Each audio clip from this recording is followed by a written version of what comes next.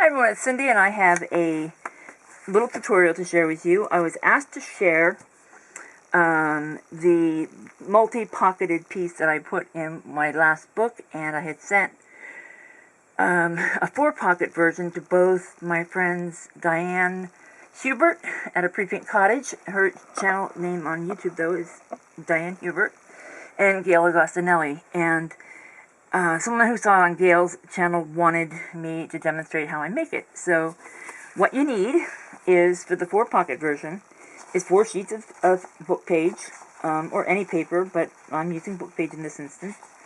And I found it's easiest to make the fold in the center first, so it's ready to be a folded piece. It's harder to fold once it's got all the layers glued together.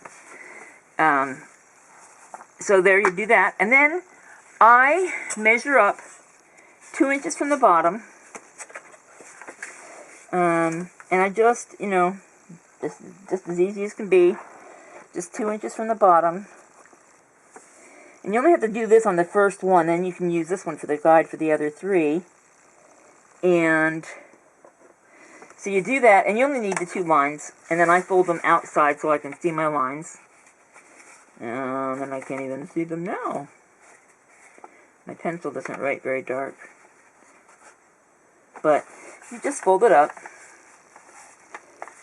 and crease it like that. And that's your first pocket at the bottom of the page. So then each of the other ones you keep folding until you have 4 of them. Like so. And then the next thing I do is I just take my ruler. And most rulers are 1 inch wide. Not all. I mean, my Tim Holtz ruler is like 1 3/4 inches. But, a metal ruler like this, or, the old-fashioned wooden ones we used when we were in school, or the little plastic cheap ones you get at Walmart, are almost all 1 inch deep. So I just lay that there in the fold. I push it right up against the crease. And I mark 1 inch across. So, and you want it dark enough to see, because you're going to refer to it, for the whole... For the next part. So then you take your next folded piece, and using whatever adhesive you're going to use, in this case I'm using a glue stick, it's almost gone, and I just glue the heck out of the top part, above the line. Then you match that up, and keep going. And this one, I think, should already have a line. Yes, it does. And you just keep going with it, with the other 2 pieces, gluing them the same way.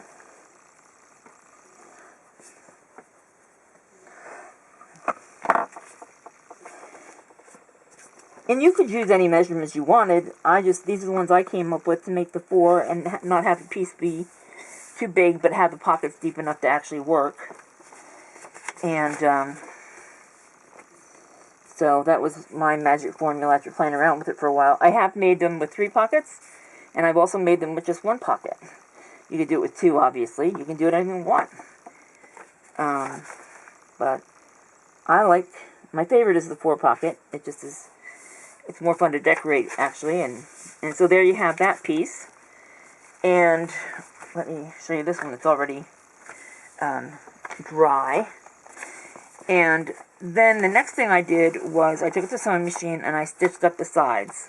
I considered sewing it up the middle to make it more secure in the middle, but I was afraid of weakening the paper and making it, almost perforated, so I didn't quite do that.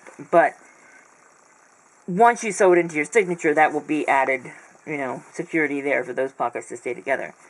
And so on the pocket side, I just decorate it with whatever pattern paper. After it's sewn, you have to do the sewing first. Well, you don't have to do the sewing first. It's just, I found it easier to do the sewing first. And then I used coffee dyed paper on the back.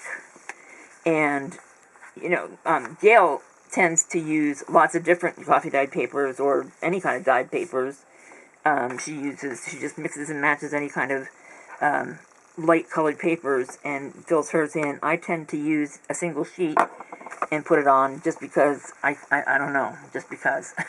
I don't have any good reason for doing it that way. So you can do whatever you want. And in fact, you can do that before you actually sew your sides, and you could sew the paper in place. I would glue it as well, but you could sew it in place.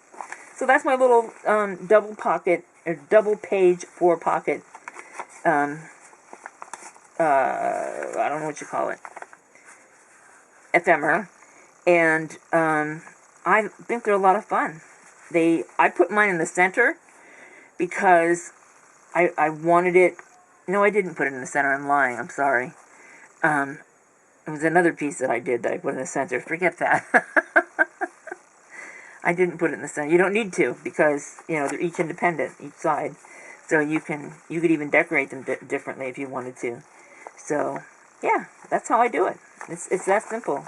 Just measure up 2 inches, and then measure up another inch to glue your page on. Stack them up, and there you go. A lot of fun and easy to do, and I think they add a whole new something to our books. So that's the way it goes. Please like, comment, subscribe, and come back, and we'll see you real soon.